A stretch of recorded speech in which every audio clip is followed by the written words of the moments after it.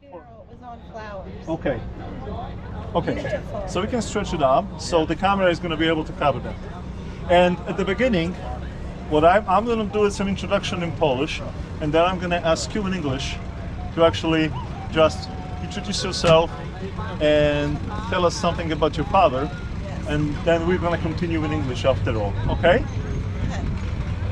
Dzisiejszym gościem specjalnym tej uroczystości jest córka powstańca warszawskiego, z którym nagraliśmy wcześniej wywiad w trakcie naszej wizyty tutaj 2 lata temu. W międzyczasie niestety bohater powstania odszedł od nas i nie może tutaj już być z nami, ale przyjechała dzisiaj jego córka. To, co tutaj trzymam w tej chwili, co prezentujemy, to jest szarfa z wieńca, który był przesłany przez Ministerstwo Obrony Narodowej w hołdzie zmarłemu powstańcowi warszawskiemu. My planowaliśmy spotkanie i nagranie z nim ostatniego wywiadu. Niestety zdrowie niestety nie pozwoliło już na udzielenie tego wywiadu i wkrótce po tym nasz bohater powstania odszedł. Tutaj w tej chwili ja będę prowadził wywiad już po angielsku, ponieważ Pani nie mówi po polsku na tyle, żebyśmy mogli przeprowadzić ten wywiad. Dlatego ja pozwolę sobie przejść na angielski. I to chcielibyśmy w ten sposób przypomnieć o tym, że tych weteranów już niestety jest ich coraz mniej. Z każdym rokiem niestety odchodzą. So, thank you for coming to the event. Thank you for visiting again our collection of Full of Liberations. How are you doing today? Can you introduce yourself basically and tell us your name and where you come from? Yes, hello there. My name is Michelle Brick-Guilbault. I am the proud daughter of Witold Adolf Richard Brick, and he was a Polish resistance fighter in World War II. He lived to be 103 years old. He was in my full-time care for the last 4 years of his life, and we came to this wonderful event last year together. And this is such a meaningful place and event for me, remembering Dad here last year and just seeing Miroslav appreciate and make everyone aware of the Polish contribution to World War II. I think it's so important. My dad was 16 years old when the Germans invaded Poland. He was still in school and trying to finish in underground places as they shut down all educational institutions. He was able to get an engineering equivalent degree, and he was recruited to be in the Polish resistance movement, which he not happily is not the right word, but enthusiastically stepped up to fight for his country. He carried out missions around primarily the train station of Warszawa, where Nazi occupation had happened. He also fought in the Warsaw Uprising, the last fight to free the capital of Poland. They were supposed to have help from Stalin's troops, but that did not happen. He parked his troops on the banks of the Vistula River and said, let the Poles bleed themselves out. My dad, at the end of that very brave and courageous fight, was taken prisoner of war and marched to a camp, part of the Death March, to Ziegenheim, Germany, and freed by General George S. Patton's armies. There's many stories in between there. It took me a long time to get his full story, as he never really wanted to speak about it, or not for long periods of time, but eventually I did, and it's so important for everyone, but I especially wanted my children to understand what their grandfather had done as part of the Allied side for World War II. We are very thankful. I miss him so much every day. I miss him so much, but I know that he's in a good place, and he said the day before he passed away, I see my wife and I see my mother. I know they came for him, and he lived a wonderful, very life filled with gratitude until the ripe age of 103, and I'm so eternally grateful that I had my dad that long. That was like a grace of God, right? You can say that that's a greatest generation which actually teach us a lot, which is a very valuable lessons. One of it's just exactly like the story of your father says, that the love to their homeland actually made them stronger. They were able to accomplish more. Who knows, if there was no war, what would their lives were? But they were affected by the war and they were able to do extraordinary things. And your father is one of the best examples, that after the war he was able to get here, and he married, he raised a family, basically, and that was the beautiful example of what the Polish people, especially, it's unfortunate that he was forced to the immigration.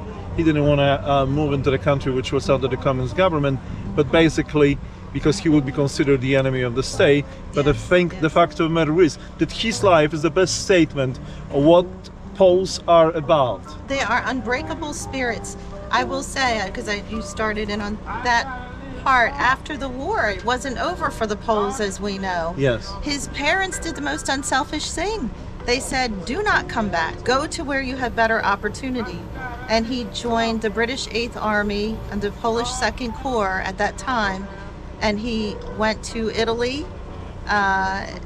He went to Italy for 2 years. He finished an engineering degree there. And then he was brought back to London to also serve there. And he lived there for about another 4 years. He learned, so he already knew Polish and German. He was the Polish to German translator when he was taken prisoner of war. That was one little extra job that he had. Nobody was safe, but he at least had that extra job. And then he also learned Italian, and he also learned what he called Queen's English when he lived in London. And then President Truman gave the directive that 10,000 Polish ex-servicemen would be admitted into the United States, would be allowed to come as refugees, essentially. The week before my father died, I took him to Key West, Florida. He was living life to the fullest till the very end. And we went to Truman's little White House down there, and they talked all about that. That's a very special president to us because it gave him the ability to come to this country on the QE1 on June 6, 1951. And when he came, his sponsor never met him. He had the money on him. His sponsor never met him. He was very disappointed, and they told him, go find a YMCA. And he slept on a cot in a YMCA in New York City. He said the most amazing sight he ever saw was the Statue of Liberty and the sunset on it. He said it was so beautiful and breathtaking he would never forget it. It was seared into his memory. But he went and found a YMCA, slept on a cot. By the end of that week, he had his first engineering job. He got a copy of the Wall Street Journal. And I said, Dad, how did you do this? You had already been through so much with the war itself, and then everything after, you weren't able to see your family. And he said it was very hard, but he said, I spoke Queen's English. I had a good technical background, and I had a lot of enthusiasm. So he just went about finding a job at an engineering firm. He moved to a couple of different engineering firms. He kept moving up the chain and eventually ended in DuPont Company as where he made his lifetime career in Wilmington, Delaware. And that is where he met my mother. So an example of the Polish spirit, like you said, and the Pole who came here, and right away he assimilated to the life in this country and became a great contribution to the future of this country by basically learning how to live over here, adjusting to these conditions, improving his education, participating as a citizen of this country, and then raising the great children just like you. So today you can talk about it. It's a beautiful story. Ja chciałbym zwrócić uwagę na to, że pani Michelle przyjeżdża tutaj i mówi o tym właśnie, o historii swojego ojca. jest z niego dumna. Jest to piękna historia. Ona nie może zostać zapomniana. Ja mam nadzieję, że im więcej osób zobaczy, być może znajdą się ludzie jeszcze, którzy chcieliby się skontaktować z panem Tomaszem, który bardzo chętnie umówi się na takie wywiady i bardzo chętnie udokumentuje, bo te rzeczy powinny zostać zabezpieczone od zapomnienia. I'm talking about the possible other children of the Hero Circle of Power, which maybe will be seeing that interview on the channel on the YouTube, and maybe after that they can come out and they can talk about their parents, their relatives, because those are the stories which only we can protect it from being forgotten.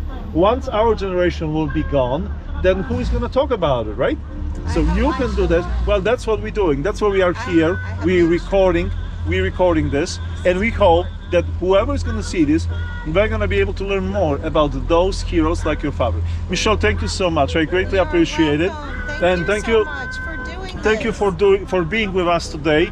We do appreciate it. It's my honor and pleasure. We are grateful for Mirek that he's able to actually do this, so we can meet here, on this beautiful Saturday. So hopefully, if not, well, we're not going to be here tomorrow. But are you planning on being here tomorrow, just for today? No. Tomorrow. Okay. Well, maybe we'll see you next time. Next year, since you like to come over here. So that is greatly appreciated. Thank you very much. As long as you have this, I will be here. In honor of my dad. Yes, isn't that beautiful? But also, just what an educational golden nugget that this is. It is. To It learn, certainly is. To learn Yes. about all the different Yeah, that's why I like that's contributions. what we're trying to encourage more and more people to come to visit this collection, because this is not only the vehicle, it's the people behind these vehicles. It's the people's stories which they can come and learn and talk to the people like you, like reenactors, so they can actually extend their knowledge. Yes. World War II, there's a lot of stories. We're not glorifying war, we're talking about the heroes. Yes. The heroes which made us living in this world today free of any oppression and in a peace which this country is providing. Yes. The Poles were the best examples of fighting for your freedom and ours. That's correct. So that's what we're here for. I also want to say real quick. Yes. My dad got his Polish or his U.S. citizenship. He was naturalized in July of 1956. And the first thing he did that day, first of all, he said it was the happiest day of his life next to his wedding. Okay. But the happiest day because he made his ticket, his plan to go back to Poland. He had not seen his family in 13 years. Mm-hmm. He was not able to see them because of Yeah. the situation over there until he had the protection of U.S. citizenship. But he said, I want you to know, I remember him telling me, I always considered myself a proud U.S. citizen first and foremost of proud Polish extraction. So he always taught his family, including me, to appreciate his Polish roots. We went to an organization called AMPOL, American Polish Society. Mm-hmm. We did the Vigilia suppers. We did all the traditional Polish customs, and I wore the Krakowianka costume as a Traditions. child. So that was very important to him, but it was also important that he was a proud U.S. citizen, very proud. Thank you again, Michelle. We appreciate it. Thank you. Thank you for doing this interview with us. Thank you for coming. Thank you so much.